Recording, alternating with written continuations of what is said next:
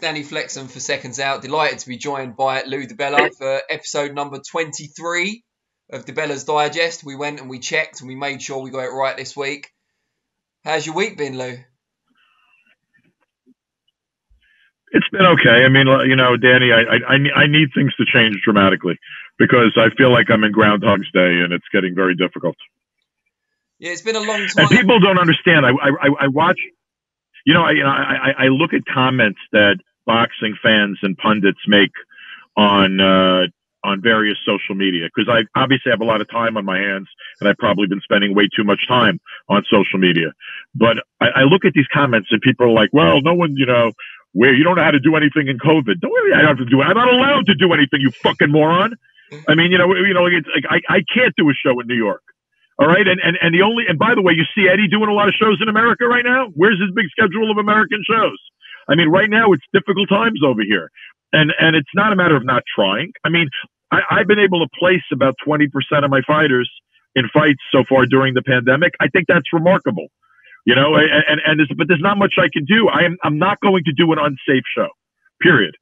And I don't have a streaming service or a network backing me to go into a bubble and spend a fortune on boxing right now.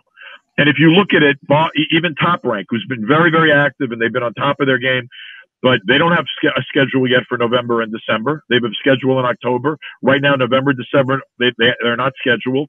The Zone hasn't firmly scheduled its stuff in the fall, and we're still in a complete time of uncertainty. So stop criticizing people when you're not paying attention to what's going on.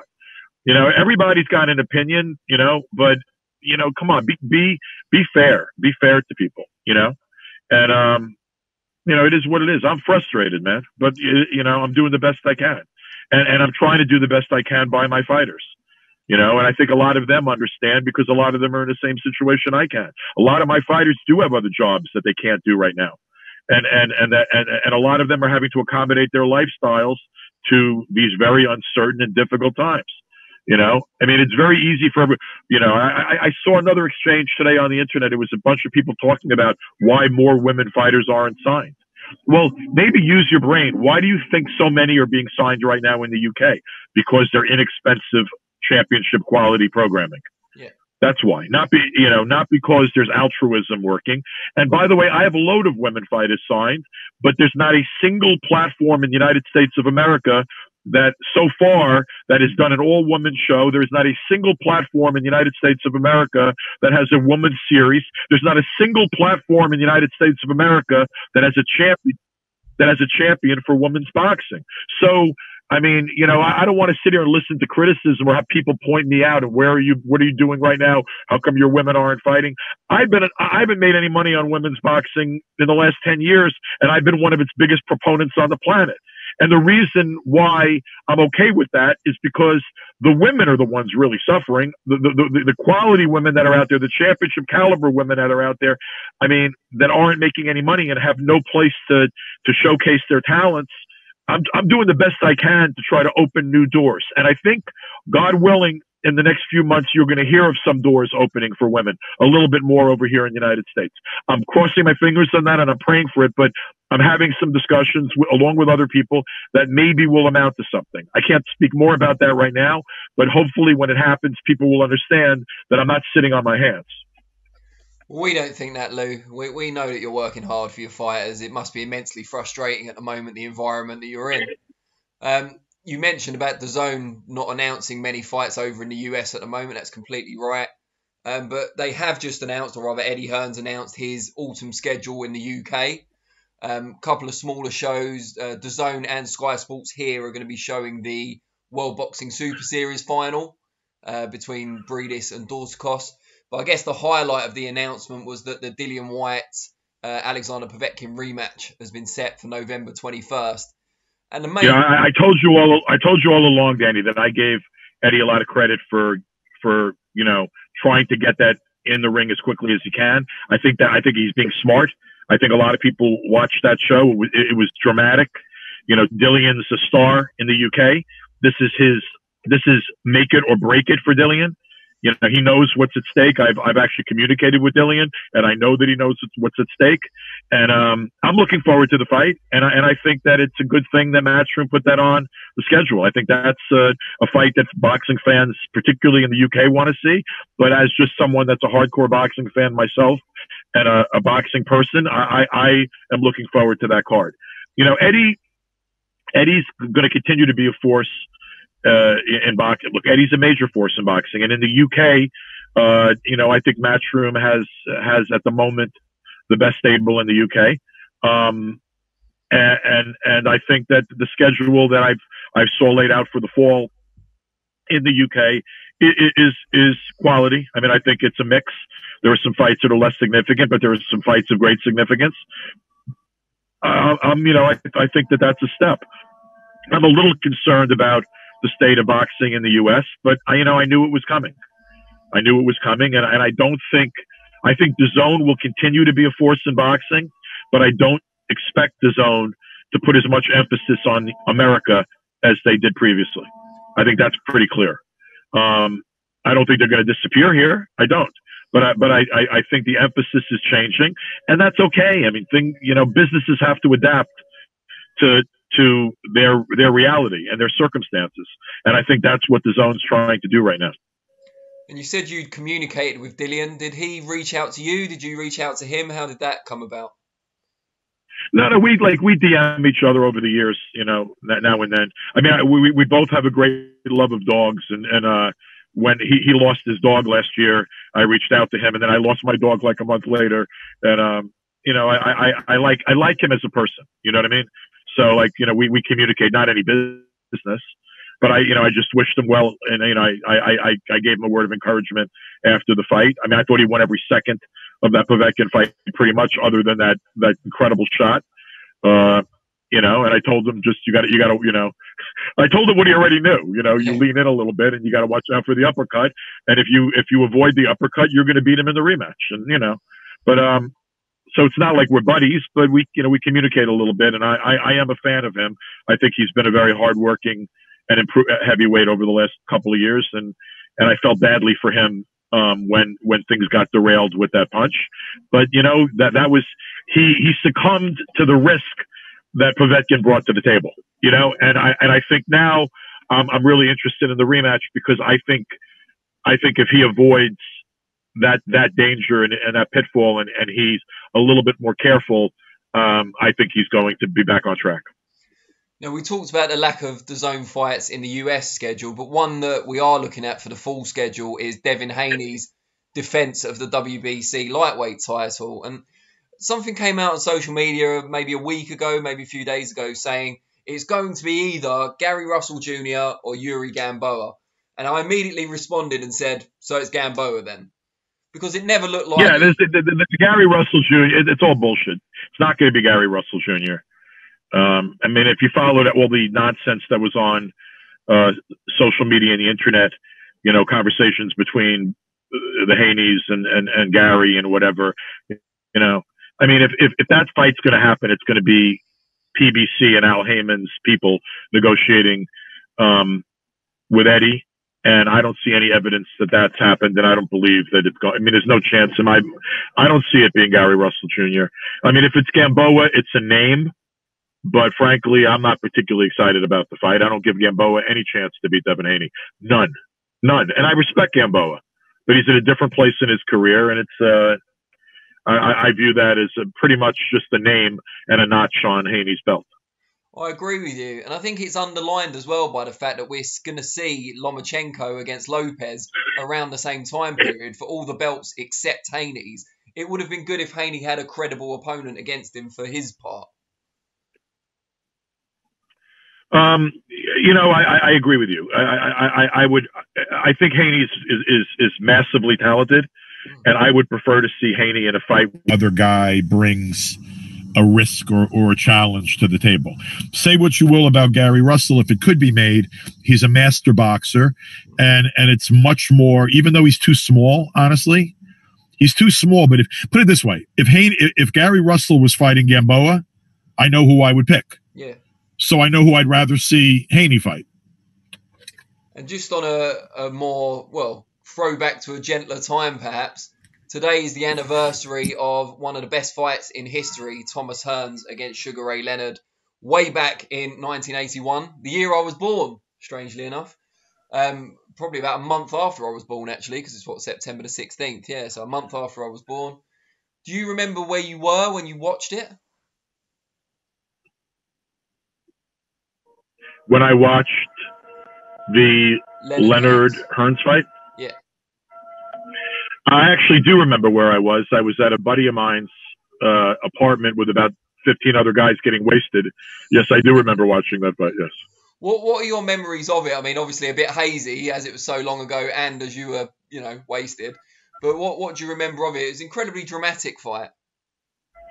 I have always been a fan of Ray, and I've always been a fan of Tommy.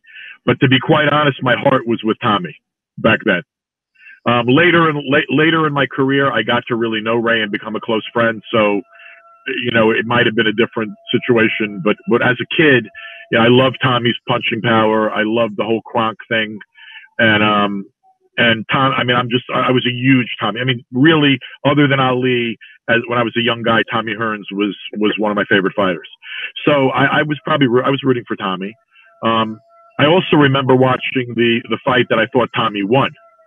And I remember being so crestfallen in that, watching. I have a greater memory of that fight because I was like celebrating at the end of the fight, believing that Tommy was going to get the decision, and then I was crestfallen when Ray got that decision. I thought Tommy should have had that win against Ray. I thought he earned it. Do you think we'll ever see an era or a minor era like that again, where you've got the four guys all supreme around the same weights, all fighting each other, or does current boxing dynamic make that unlikely? Current boxing dynamic clearly makes that unlikely. I mean, you have a very unhappy Bud Crawford taking criticism, a lot of which is undeserved, some of which might be accurate, but through no fault of his. But you have the best welterweight, arguably, in the world, not fighting the best welterweights in the world because there are different avenues. The system that's this. Look, by the way, you and I talked a while back. You asked me a question about what I thought about, Frank Warren and Eddie Hearn talking, and nothing's come out of that, right? No, I don't think they've even met up since. Because everybody blows smoke, but the smoke is bullshit. It's bullshit. Because people have their own deals, their own exclusivities, and it just simply doesn't make it easy to match up people because you have to decide what streaming service or network or pay-per-view service is going to get the benefit of that big fight. And there's a reason why you're not seeing this happen, and you haven't seen it for the last 4 or 5 years. The system that exists right now doesn't work the same way the system that dictates how judges are selected and the system of judging doesn't work. But until we make major changes, none of it's going to work. And maybe boxing needs to further bottom out, before the changes are made that are necessary. I've always told you, Danny, and I sound like a broken record, boxing's eternal. We're not going anyplace. We'll be around. But how marginal will we be? How much of a niche sport will we be? And we're marginalizing ourselves around the world, and we're becoming more of a niche sport around the world. And if people don't want to admit that, it's just they don't want to admit it. It's not that it's not true. And right now is a time period with boxing being marginalized through no fault of its own.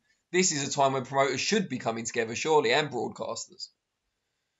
Yeah, but the promoters and broadcasters are seeking content. A lot of them are having economic difficulties. The corporations are having economic difficulties. It's not just the zone. If people don't think that this pandemic and what's happened in sports is affecting other television outlets and streaming outlets, it's not just the zone. Though the zone may be the most pronounced right now for boxing fans in terms of what they're witnessing. These are sort of difficult times, but no, there's no evidence of anybody working together. There's much more evidence of people separately fighting for survival in their own lane. I'm seeing no evidence of people getting together for the good of boxing, for the good of the fan, for the product that we're providing to fans. I don't see any evidence of that. Well, on that somber note, I'll let you get back to your Groundhog Day, but hopefully next week brings better news for you and for your stable of fighters. Yeah, look, I mean, some things are happening. I am in discussions that a number of which will be fruitful. I'm continuing to negotiate the Junior Parker fight in New Zealand. I think that will happen. We're very close. I've been having ongoing conversations with David Higgins, and I expect they'll continue later today. I'm working toward a deal to do some more stuff with Rodney Berman and Golden Gloves Promotions in South Africa. I'm going to co-promote Kevin Lorena. You're getting a piece of news, but I'm going to co-promote Kevin Lorena with Rodney. We haven't announced it yet formally, but we're working on it. I'm really impressed with Lorena. I spent a little time talking to him and getting to know him a little bit lately. I also think he's a terrific athlete, and I think he has the ability not only to be potentially a unified cruiserweight champion. I think that he can make some noise in the heavyweight division when he's ready to move up to that division. So I'm excited about that. So I'm not sitting on my hands. I'm working on a lot of things. You got to just keep going out there. I saw a tweet from Mike Tyson today. I retweeted it, and he said something like, if you get knocked down 100 times, you got to get up 100 times, and you got 100 lessons. And that really resonated with me. And this is a time where we're all getting knocked down a little bit. We got to get up, brush ourselves off, and figure out how to move forward. And that's what I'm doing. And I'm not letting the trolls bother me. And I've been grateful for the most part for the fact that the majority of my fighters, when we communicate and we talk, they're adults, they get it. They understand we're doing the best we can. And I don't want any of my fighters to make stupid, decisions right now during this pandemic. I don't want to put a fighter in an incredibly high risk situation for no money. If I wouldn't have done that deal before the pandemic, I don't want to see them put their whole career at risk, now out of desperation. So I'm trying to help them more deal with the desperation than I am to put them into a situation that's disadvantageous. And by the way, anyone who's paying attention knows that even the biggest deals out there, the PBC, Matchroom fighters, ESPN fighters, there are a lot of fighters that are still inactive during this. And there are a lot of fighters making decisions that they're not willing to take short money to take high risk.